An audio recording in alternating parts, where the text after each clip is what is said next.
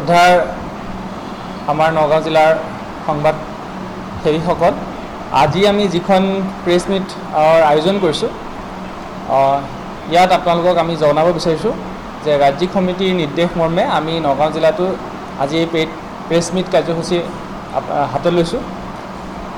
আমাৰ যি সাহসীয় চৰকাৰ বিজেপি গভৰ্ণমেণ্ট, আমাৰ হিমন্ত বিশ্ব শৰ্মাৰ নেতৃত্বাধীন চৰকাৰ, এই চৰকাৰখন যে ব্যৰ্থ এখন চৰকাৰ, বিফলতাৰ এই চৰকাৰখনে 8টা বছৰ সম্পূৰ্ণ কৰিছে আৰু এই চৰকাৰখনৰ বিফলতাৰ দিশসমূহ আপোনালোকৰ আগত অৱগত কৰি আপোনালোকৰ জৰিয়তে জনসাধাৰণৰ মাজলৈ যাতে আমাৰ বাৰ্তাবোৰ যায় তাৰ বাবে আমি প্ৰেছ মিটখন আয়োজন কৰিছোঁ। প্ৰথম কথা হৈ গ'ল কি, হিমন্ত বিশ্ব শৰ্মাৰ নেতৃত্বাধীন এই চৰকাৰখনৰ দিনতে অসমৰ চৰকাৰী শিক্ষাখণ্ডৰ ব্যৱস্থা একেবাৰে শ্মশানমুখী হৈছে আৰু ইয়াত বিভিন্ন সমস্যাবোৰ আমাৰ গা কৰি উঠিছে। আমাৰ NRCৰ কথাই হওক, আমাৰ জনগোষ্ঠীৰ জনজাতিকৰণৰ কথাই হওক, আজি আমাৰ ৰাইজে মূল্যবৃদ্ধিৰ লগত বাৰুকৈ যুঁজ কৰি থাকিবলগীয়া হৈছে।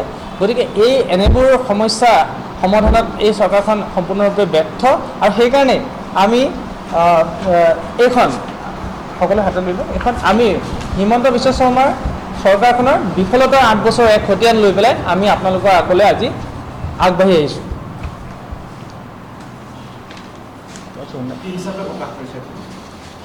এইখন আমাৰ 2016 চনত যি চৰকাৰ বিজেপি চৰকাৰ আমাৰ অসমত গঠন হৈছিল, আজি আপোনাৰ সেই চৰকাৰ 8টা বছৰ সম্পূৰ্ণ কৰিছে আৰু সেই চৰকাৰখনৰ বিফলতাৰ দিশবোৰ আমি উন্মোচন কৰিছোঁ।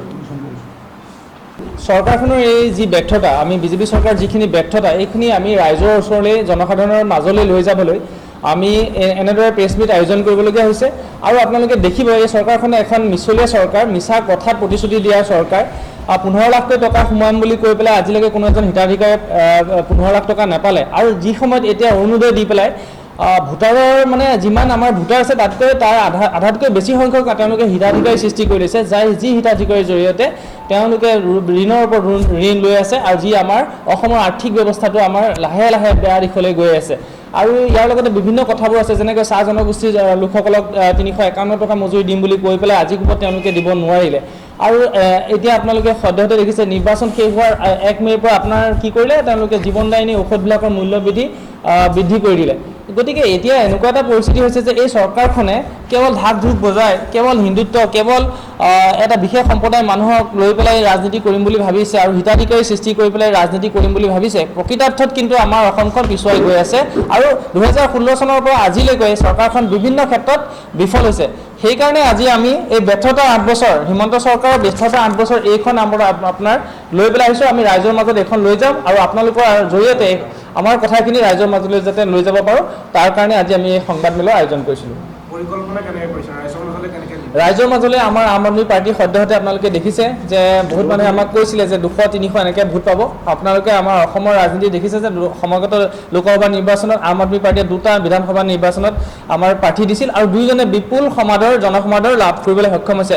হৰাজিকাটো আমি নকওঁ, কিন্তু ৰাইজৰ সমৰ্থন ব্যাপকভাৱে আদায় কৰিবলৈ সক্ষম হৈছে। আৰু ইভেন সৰ্বানন্দ সোণোৱালে য'ত প্ৰাৰ্থিত্ব আগবঢ়াইছে তাত আমাৰ মনোজ ধানোৱাৰ ডাঙৰীয়াই তীব্ৰ প্ৰত্যাহ্বান আগবঢ়াবলৈ সক্ষম হৈছে, যিটো সৰ্বত্ৰ চৰ্চিত হৈছে।